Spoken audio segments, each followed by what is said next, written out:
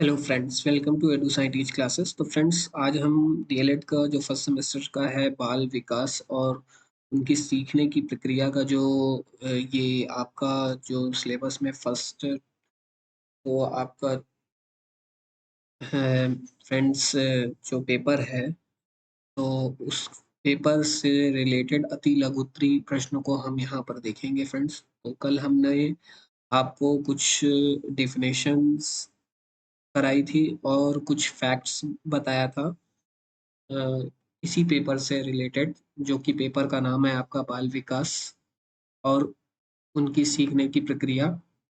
तो आज फ्रेंड उसी पेपर से रिलेटेड हम अति लघुत्तरी प्रश्न को देखेंगे, जो कि आपके पेपर पॉइंट ऑफ व्यू से बहुत इंपॉर्टेंट है आपके डीएलएड पेपर में, फर्स्ट सेमेस्टर वालों के लिए, क्योंकि आपका फर्स्ट पेपर है। ठीक है फ्रेंड्स, तो आइए देखते हैं फ्रेंड्स हम अपना पहला प्रश्न।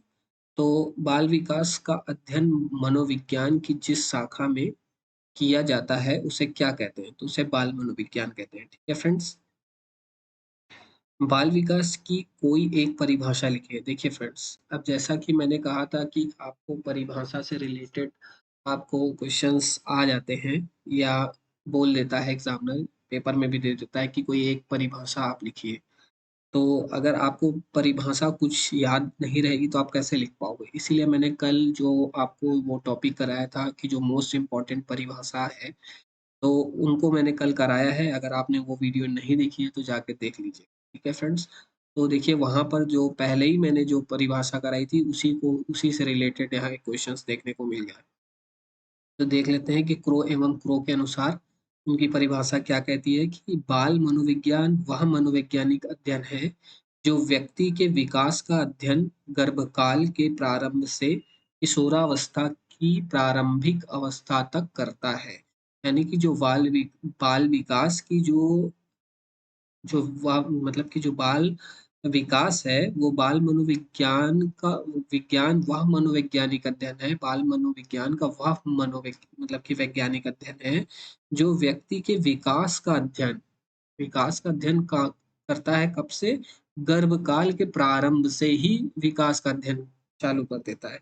तो प्रो एवं प्रो ने कहा है, जो कि प्रारंभ से किशोरावस्था की प्रारंभिक अवस्था तक करता है। ठीक है फ्रेंड, अब देख लेते हैं तीसरा प्रश्न। बाल मनोविज्ञान की जीवन में क्या उपयोगिता है? तो बालक के जीवन को सुखी और समृद्धशाली बनाने में बाल मनोविज्ञान का योगदान प्रशंसनीय है। ठीक है, मानव की किस प्रकार की समस्या बाल विकास के क्षेत्र से संबंधित है? तो बाल विकास के क्षेत्र से मानव की गर्भावस्था से युवावस्था तक के सभी व्यवहारों की समस्या संबंधित है। फ्रेंड्स, ये मैं अति लघुत्तरी प्रश्न इसलिए आपको करा रहा हूँ कि पेपर जब आपका आफ्टर 6 मंथ के बाद फर्स्ट सेमेस्टर होता है मेरे ख्याल से, हाँ वो होता है, तो जैसे ही आपका सेशन एंड होगा और तुरंत पेपर का डेट आ जाएगा, तो आपको ये सारी जो इस 6 महीने की आपकी जो यात्रा रही होगी डीएलएड में फर्स्ट सेमेस्टर वालों की, वो कब ऐसा गुजर जाएगा आपको पता नहीं चलेगा। पढ़ने का समय उतना जल्दी रिवीजन करने का मौका नहीं। तो ये समझ लीजिए, ये एक प्रकार की जो सीरीज है फ्रेंड, ये आपको प्रश्नों को आप बहुत से ऐसे छात्र होंगे जो सीरीज ले लेंगे पढ़ने के लिए कि पेपर टाइम सीरीज पढ़ के कर लेंगे, तो उनके लिए भी ये बेनिफिट रहेगा क्योंकि आप इसको स्पीड बढ़ा के भी सुन लोगे। अगर आप एक बार खुद से रीडिंग कर लेना, रीडिंग करने के बाद फिर आप इसको बार बार सुन लेना, तो आपको याद हो जाएगा।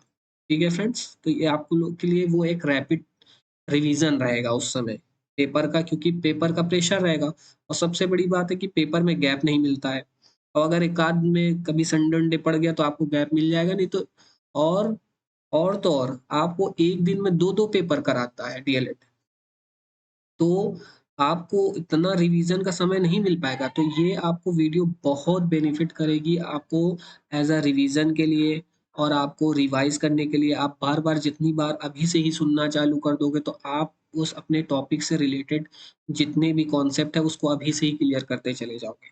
तो ये वीडियो बनाने का मेरा मेन मकसद बस यही है कि आपको जल्द से जल्द आपको रिवीजन भी होता रहे और आप सब्जेक्ट से टच में भी रहो। ठीक है फ्रेंड्स, तो देख लेते हैं फ्रेंड्स प्रश्न, बाल मनोविज्ञान की जीवन में क्या उपयोगिता है? तो बालक के जीवन को सुखी और समृद्धशाली बनाने में बाल मनोविज्ञान विज्ञान का योगदान प्रशंसनीय है। ठीक है, मानव की किस प्रकार की समस्याएं बाल विकास के क्षेत्र से संबंधित है? तो बाल विकास के क्षेत्र से मानव की गर्भावस्था से युवावस्था तक के सभी व्यवहारों की समस्याएं संबंधित है। ठीक है, बाल विकास के कोई 4 क्षेत्रों के नाम लिखिए। तो पहला है बालक और वातावरण, दूसरा है मानसिक प्रक्रियाएं, तीसरा है बालक बालिकाओं का मापन, चौथा है समायोजन संबंधित समस्याएं।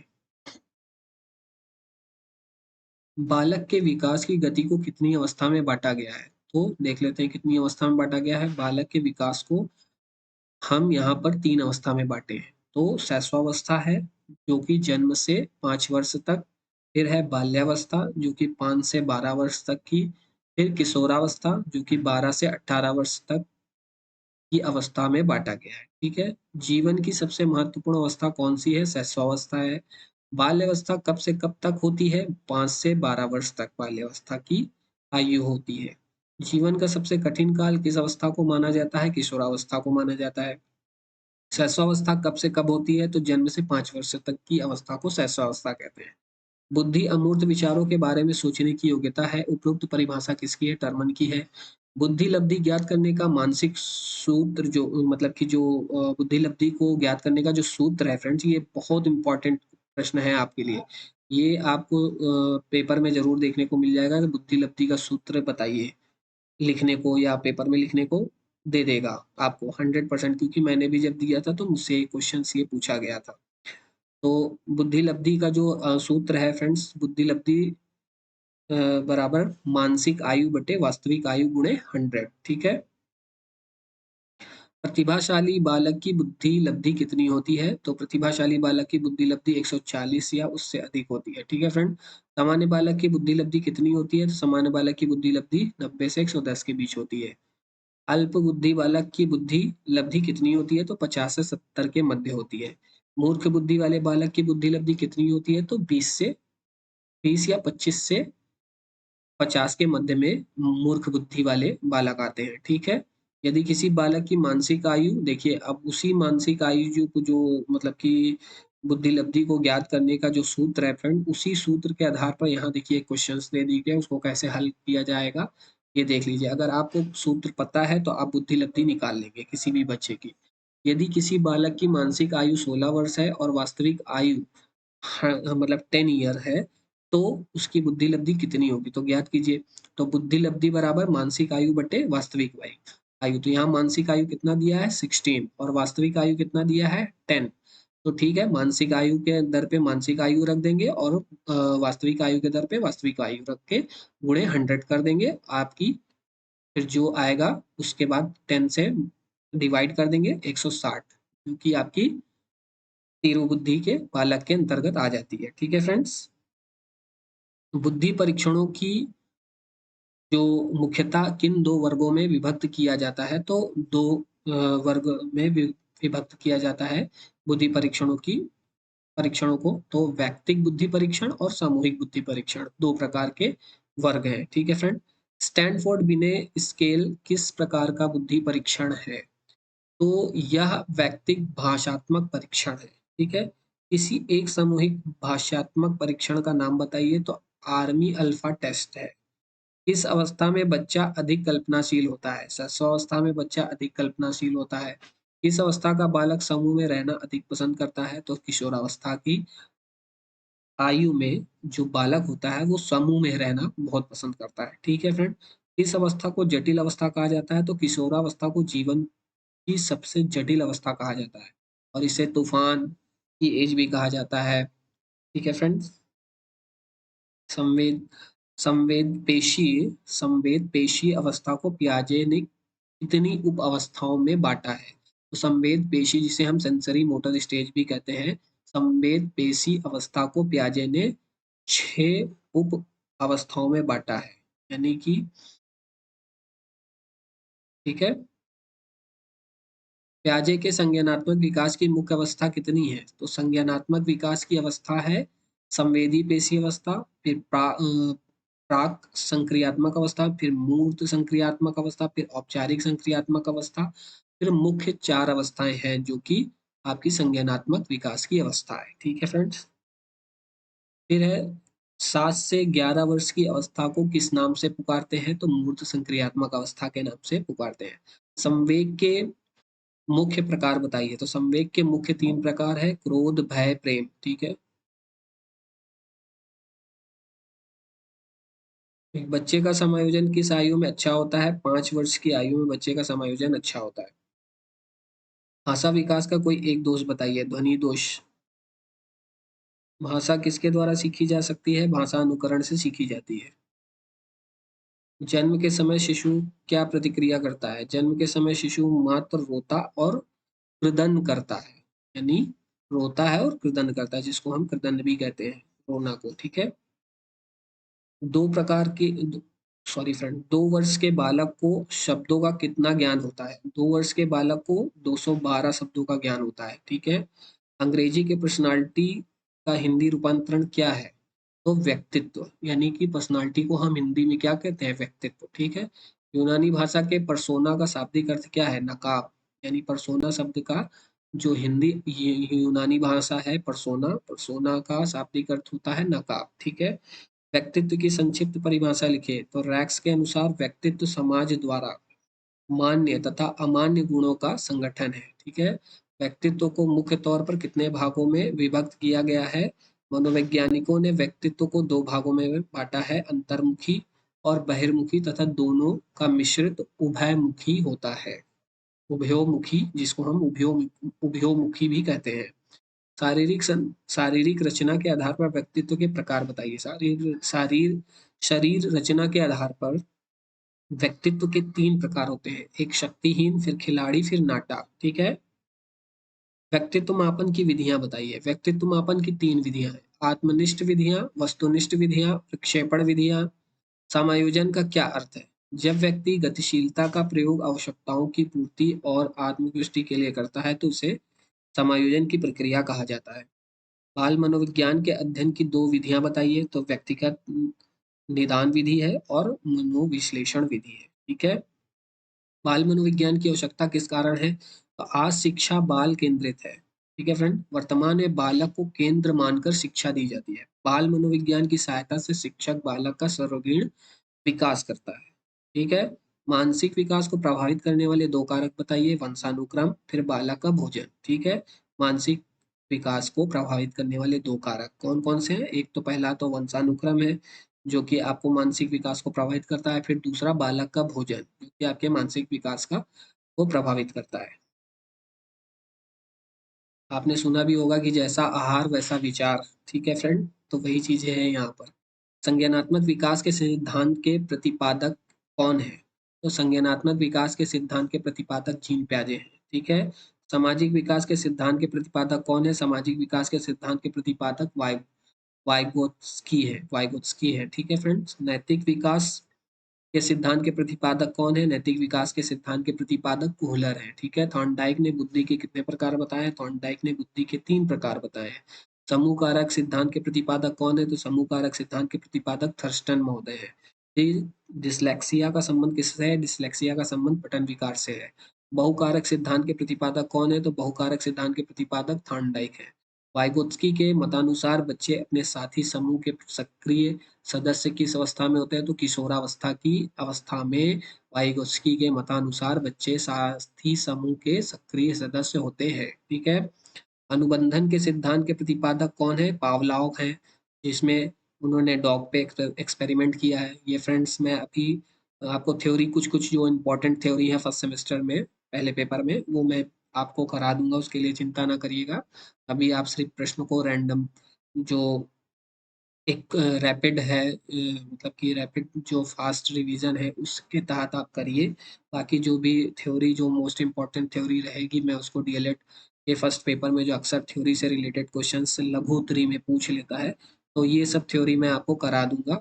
और अगर आपको जल्दी तब भी ज़रूरत जल्दी है देखने की तो आप सीटेट वाली प्लेलिस्ट में जाइए, वहाँ पर ये सब सारी थ्योरी कराई हुई है, आप देख लीजिए। सूर्य अंतर्दृष्टि के सिद्धांत के प्रतिपादक कौन है? कोहलर महोदय है। ठीक है। प्रत्न एवं त्रुटि का सिद्धांत किसका है? थॉर्नडाइक ने दिया है। क्रिया प्रसूत अनुबंधन सिद्धांत के प्रतिपादक कौन है? स्किनर महोदय है। प्रबलन का सिद्धांत किसका है? हल का है।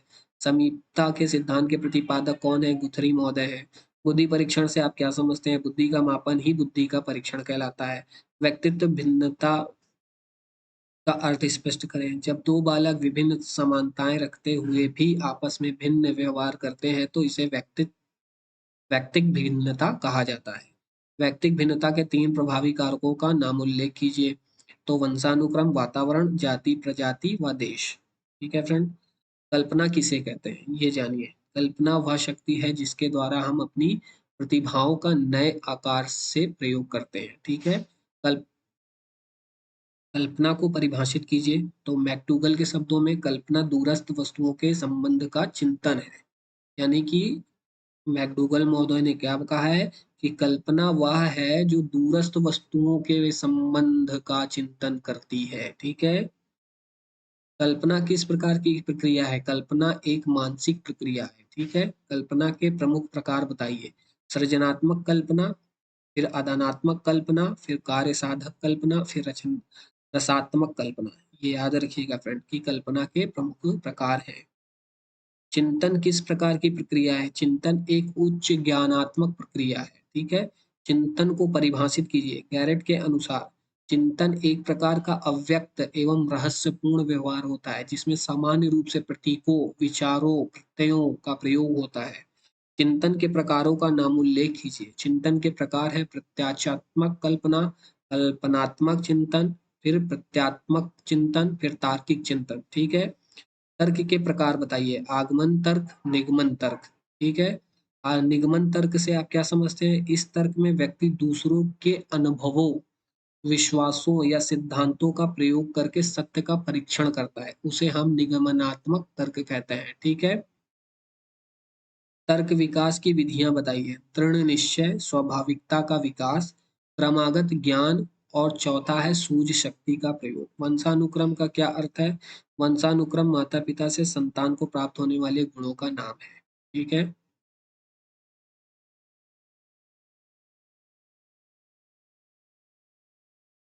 वंशानुक्रम के सिद्धांत और नियम बताइए। तो बीज कोश की निरंतरता का, हाँ फ्रेंड्स यहाँ पर था बीज कोश की निरंतरता का नियम का है जो मिसप्रिंट हुआ था फ्रेंड। यहाँ पर है समानता का नियम, फिर विभिन्नता का नियम। एक मिनट फ्रेंड यहाँ मैं लिख देता हूँ।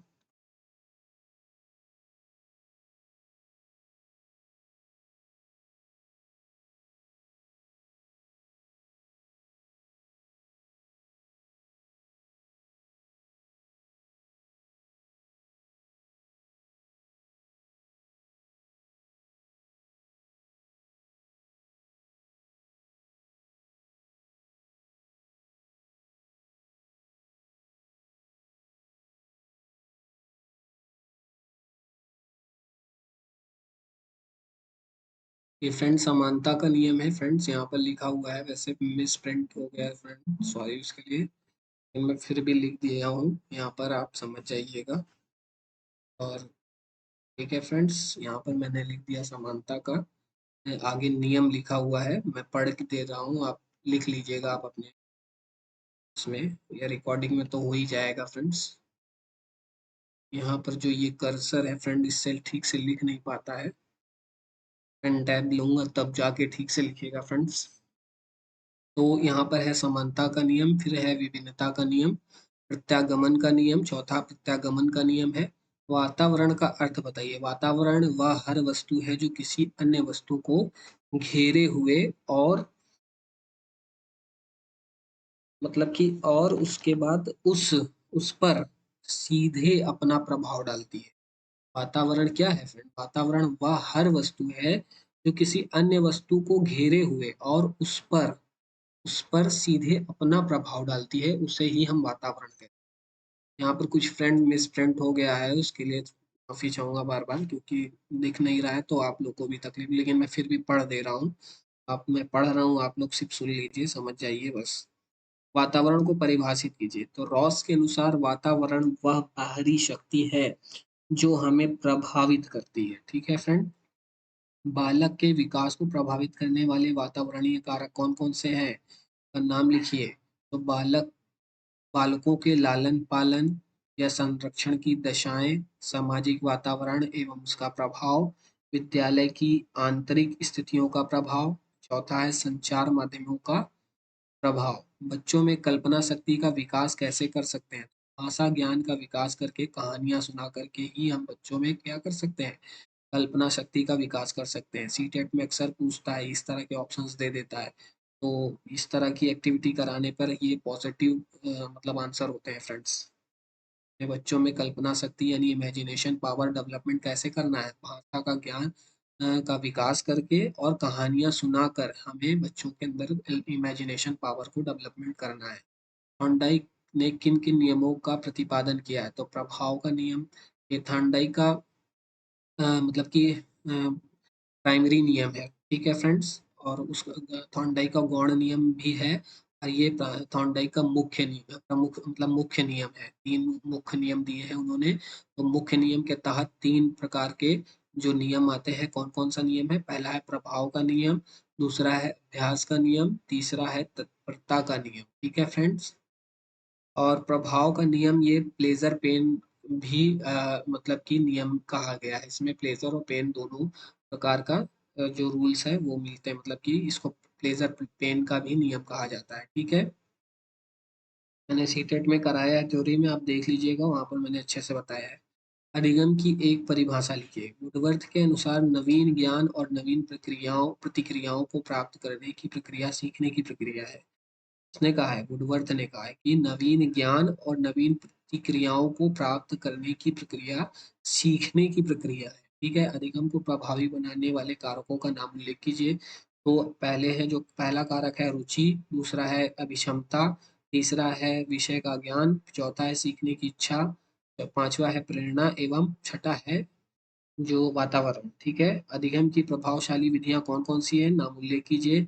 तो करके सीखना है, जो कि प्रभावशाली विधियाँ हैं। अनुकरण द्वारा सिखाना है बच्चों को, निरीक्षण करके सिखाना है, परीक्षण करके सिखाना है बच्चों को, प्रोजेक्ट विधि के द्वारा यानी कि प्रोजेक्ट बना के हमें बच्चों को दिखाना है और उसको प्रोजेक्ट विधि के द्वारा ही हम बच्चों को अधिगम अच्छी इस तरह की विधियों के वो करके हम बच्चों को अधिगम अच्छी तरीके से करा सकते हैं, ठीक है? सीखने के गौण नियम, देखिए फ्रेंड्स वही आ गया ना, अब ये थॉर्नडाइक के मुख्य नियम और गौण नियम की बात मैंने की ना, तो यहाँ पर देखिए गौण नियम के बारे में चर्चा हो गई है। तो सीखने के गौण नियम में कौन-कौन से गौण नियम आते हैं? थॉर्नडाइक ने कितने प्रकार के गौण नियम दिए हैं? 5 प्रकार के गौण नियम दिए हैं। तो पहला है मनोवृत्ति का नियम, दूसरा है अप्रतिक्रिया का नियम और तीसरा है आंशिक क्रिया का नियम, चौथा है अनुरूपता का नियम और पांचवा है संबंधित परिवर्तन का नियम, ठीक है? सीखने के नियमों की क्या उपयोगिता है? तो सीखने के नियमों का प्रयोग कर शिक्षक छात्रों में अधिगम के प्रति रुचि, उत्साह एवं संतोष विकसित करते हैं। ठीक है फ्रेंड्स? अनुकरण द्वारा सीखने का क्या तात्पर्य है? अनुकरण द्वारा सीखने की प्रक्रिया शैशवावस्था से ही प्रारंभ हो जाती है। विद्यालय में बच्चे शिक्षक द्वारा की जाने वाली क्रियाओं का अनुकरण करके सीखते हैं। ठीक है? ब्रूनर के सिद्धांत की कोई एक विशेषता बताइए। तो यह सिद्धांत सीखने में पुनर्बलन, पुरस्कार, दंड पर बल देता है। ठीक है? सिद्धांत क्या है? सिद्धांत ज्ञान के क्षेत्र में पहुंचने का साधन है। ठीक है? अंतर्दृष्टि का सिद्धांत किसने दिया है? तो जिसे हम अंतर्दृष्टि या सूझ का सिद्धांत किसने दिया है? तो कोलर महोदय ने दिया है, ये याद रखिएगा। व्यक्ति कुछ कार्यों को करके सीखता है और कुछ कार्यों को दूसरों को करते देखकर सीखता है, परंतु कुछ कार्य हम बिना बताए अपने आप ही सीख लेते हैं, तो इसे अंतर्दृष्टि का सिद्धांत कहते हैं। तो इसने और अंतर्दृष्टि का सिद्धांत किसने दिया है? कोहलर महोदय ने दिया है, ठीक है? याद रखिएगा। इसके सिद्धांत को गेस्टाल्टवादी सिद्धांत कहा जाता है। तो सूझ या अंतर्दृष्टि का सिद्धांत को हम गेस्टाल्टवादी सिद्धांत कहते हैं, ठीक है? तो कोहलर महोदय गेस्टाल्टवादी थे, ठीक है फ्रेंड? वाइगोत्स्की ने अपने सिद्धांत में किस पर सबसे अधिक बल दिया है? तो भाषा पर बल दिया है, ठीक है? सीखने के वक्र से आप क्या समझते हैं? तो सीखने के वक्र अभ्यास द्वारा सीखने की गति को एवं उन्नति की सीमा का ग्राफ पर प्रदर्शन करते हैं, ठीक है? सीखने में पठार आने का मुख्य कारण क्या है? तो प्रेरणा का अभाव, ठीक है? यानी कि मोटिवेशन का अभाव।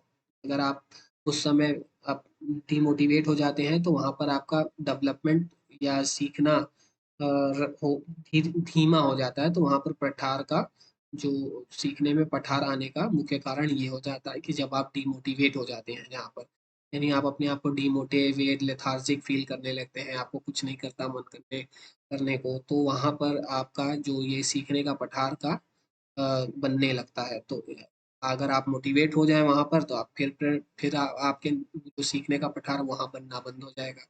ठीक है? तो प्रेरणा का अभाव यानी कि आप मोटिवेशन का अभाव जब हो जाता है। सीखने का स्थानांतरण को परिभाषित कीजिए। बीजे अंडरवुड के अनुसार वर्तमान क्रियाओं पर पूर्व अनुभवों का प्रभाव ही अधिगम सीखना स्थानांतरण है। ठीक है? अधिगम स्थानांतरण के सिद्धांतों का नाम उल्लेख कीजिए। तो मानसिक शक्तियों का सिद्धांत, समान तत्वों का सिद्धांत, फिर तीसरा है सामान्यीकरण का सिद्धांत, फिर चौथा है सामान्य से विशिष्ट तत्वों का सिद्धांत। ठीक है? यानी कि जर्नल से स्पेसिफिक तत्वों का सिद्धांत। ठीक है? स्थानांतरण कितने प्रकार का होता है? स्थानांतरण सकारात्मक और नकारात्मक दो प्रकार का होता है। ठीक है? अभिप्रेरणा से आप क्या समझते हैं? अभिप्रेरणा अधिगम की प्रक्रिया का सहायक अंग है। अभिप्रेरणा किसी कार्य को प्रारंभ करने तथा उसे पूर्ण करने की शक्ति प्रदान करती है। ठीक है? अभिप्रेरणा को परिभाषित कीजिए। मैकडूगल के मतानुसार अभिप्रेरणा वे शारीरिक और मनोवैज्ञानिक दशाएं हैं जो किसी कार्य को करने के लिए प्रेरित करती है। अभिप्रेरणा के प्रकार बताइए। अभिप्रेरणा के दो प्रकार हैं, अर्जित प्रेरणाएं और मनोदैहिक प्रेरणाएं। ठीक है? अभिप्रेरण अभिप्रेरण करने की विधियों का नाम उल्लेख कीजिए। तो खेल है, जो खेल है, रुचि है दूसरा, तीसरा है सफलता है, चौथा है प्रतिद्वंदता और पांचवा है सामूहिक कार्य, और मतलब कि छठा है पुरस्कार और सातवां है ध्यान। ध्यान को परिभाषित कीजिए। डम्बिल के अनुसार किसी दूसरी वस्तु के बजाय एक ही वस्तु पर चेतना का केंद्रीकरण अवधान यानी ध्यान कहलाता है। ठीक है? यानी किसी एक ही चीज पे आप एकदम फोकस करके आप उस चीज को कर रहे हो, मतलब एक कंसंट्रेशन बना के एक ही चीज पे आप ध्यान केंद्रित कर रहे हो, तो उसी ही को ही हम केंद्रीकरण करने को अवधान या ध्यान ध्यान कहते हैं। ठीक है? आपने सुना भी होगा योगा में ध्यान लगाना। ठीक है? ध्यान कितने प्रकार का होता है? ध्यान ऐच्छिक ध्यान होता है एवं अनैच्छिक ध्यान। दो प्रकार का ध्यान होते हैं फ्रेंड। रुचि को परिभाषित कीजिए। क्रो एवं क्रो के अनुसार रुचि एक प्रेरक शक्ति है जो हमें किसी व्यक्ति, वस्तु या क्रिया के प्रति ध्यान देने के लिए प्रेरित करती है। ठीक है? रुचि के प्रकार कौन कौन से हैं? दो रुचि दो प्रकार की होती है, एक जन्मजात रुचि होती है, एक अर्जित रुचि। अर्जित रुचि वो होती है कि जिसको हम अर्जित करते हैं। ठीक है? बाहर से हम अर्जित करते हैं। जन्मजात रुचि वो होती है कि जो हम बाई बर्थ लेके आते हैं। ठीक है? रुचि का सबसे अधिक संबंध किससे है? रुचि का सबसे अधिक संबंध ध्यान से है। ठीक है? यानी कि आपकी रुचि होगी तो आपका ध्यान लगेगा, ध्यान नहीं लगेगा तो इसका मतलब आपका इंटरेस्ट उसमें नहीं है। रुचि और ध्यान का संबंध कैसा है? रुचि और ध्यान एक ही सिक्के के दो पहलू हैं। ठीक है? प्रश्न में आएगा तो इस तरह लिख दीजिएगा कि जो रुचि है और ध्यान एक ही सिक्के के दो पहलू हैं। रुचि का क्या अर्थ है? विशिष्ट या लक्ष्य केंद्रित कार्यों को पूर्ण मनोयोग से करना ही रुचि है। ठीक है? स्मृति से आप क्या समझते हैं? स्मृति वह मानसिक प्रक्रिया है जिसमें अतीत के सीखे गए ज्ञान, अनुभव या कौशल का पुनः स्मरण किया जाता है। ठीक है? स्मृति का कोई एक कार्य बताइए। स्मृति का कार्य चेतन मन में एकत्रित ज्ञान को चेतन मन में लाना होता है। ठीक है? उसी को ही हम स्मृति कहते हैं। ठीक है? स्मृति के मुख्य सोपान क्या है? स्मृति के प्रमुख चार सोपान है, अधिगम, धारण और प्रत्यास्मरण, फिर अभिज्ञान। ठीक है? स्मृति को प्रभावित करने वाले कारक बताइए। प्रेरणा, रुचि और शांतिपूर्ण वातावरण। ठीक है? ध्यान की कोई एक विशेषताएं बताइए। ध्यान व्यक्ति का सर्वांगीण विकास करता है। सृजनात्मकता से आप क्या समझते हैं? सृजनात्मकता मौलिक परिणामों को अभिव्यक्त करने की एक मानसिक प्रक्रिया है। परिपक्वता पर टिप्पणी कीजिए। परिपक्वता वह स्थिति है जिसमें व्यक्ति शारीरिक पूर्णता को प्राप्त कर लेता है। भाषा विकास के सिद्धांत बताइए। भाषा वातावरण में सीखी जाती है। भाषा का विकास स्वतः होता है। ये इसके जो भाषा विकास के सिद्धांत है, ये पॉइंट है फ्रेंड्स की पहला पॉइंट है भाषा वातावरण में सीखी जाती है। ठीक है? और दूसरा है भाषा का विकास स्वतः होता है। और तीसरा है कि भाषा अनुकरण द्वारा सीखी जाती है। ठीक है। स्मृति के प्रकार बताइए। स्मृति के 2 प्रकार होते हैं। एक अल्पकालिक स्मृति होती है और एक दीर्घकालिक स्मृति होती है। यानी अल्पकालिक यानी कि जो थोड़े समय के लिए स्मृति में रहता है और फिर उसके बाद आदमी भूल जाता है। दीर्घकालिक स्मृति वो होता है कि जो आपको लॉन्ग टाइम तक याद रहता है। ठीक है। विस्मरण को परिभाषित कीजिए। मन के अनुसार मन ने क्या कहा है? ग्रहण किए गए तत्वों को धारण न करना ही विस्मृति या विस्मरण है। फ्रेंड्स, यूपी टेट में पूछ लेता है इससे प्रश्न। विस्मरण का मुख्य कारण बताइए। विस्मरण का मुख्य कारण है बाधा या उपस्थिति होना। सांख्यिकी की उपयुक्त परिभाषा दीजिए। वह विज्ञान जो प्रदत्तों के संकलन, विश्लेषण एवं निर्णय से संबंधित नियमों का अध्ययन करता है, सांख्यिकी कहलाता है। ठीक है फ्रेंड। तो फ्रेंड्स, आज की क्लास में बस इतना ही। आगे के हम अति लघु उत्तरीय और प्रश्नों को देख लेंगे, जिससे आपका ज्यादा से ज्यादा आप प्रश्नों को, अति लघु उत्तरीय वाले प्रश्न जो आए आप उसको 1-2 लाइन में या 40-50 शब्दों में जैसे भी लिखना होगा आप वहां पर लिख सको। और आप इसको सुने रहोगे, आपका कॉन्सेप्ट क्लियर रहेगा, तो आप उसको भली भांति ध्यान से लिख लोगे। ठीक है फ्रेंड्स। तो आज की क्लास में इतना ही फ्रेंड्स। आपको क्लास पसंद आई हो तो लाइक शेयर सब्सक्राइब जरूर कीजिएगा। Thank you so much.